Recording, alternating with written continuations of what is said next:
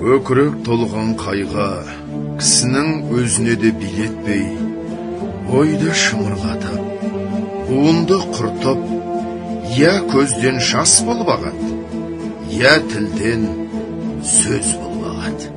Қазақтар, Құдай, жас баладай қайғысыз қыла көр деп, тілек тілегенін өзім көрдім.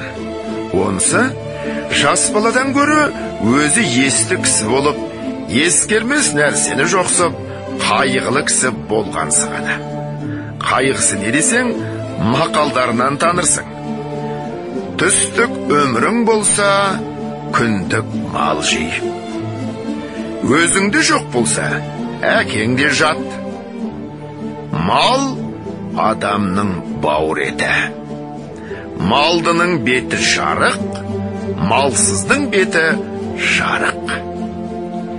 Ер азығы мен бір азығы жолда.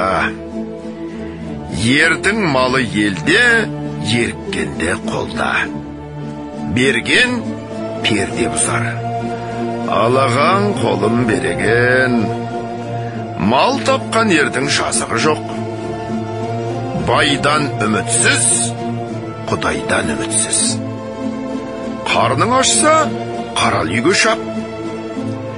Қайраңы жоқ көлден без, қайры жоқ елден без деген осындай сөздері көп, есепсіз толып жатыр. Бұл мақалдардан не шықты?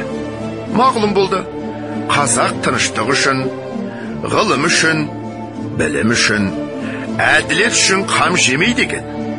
Бірақ мал үшін қам жейді екен. Ол малды қалайша табуды білмейді екен. Бар білгені, малдыларды алдап, мақтап алмақ екен. Бермесе, оныменен жауласпақ екен. Егер малды болса, әкесін жаулауды да ұят көрмейді екен. Әйтеуір ұрлық, қулық, сұмдық, тіленшілік. Соған ұқсаған қылықтың қайсын болса да қылып мал тапса, жазала демесе керек екен.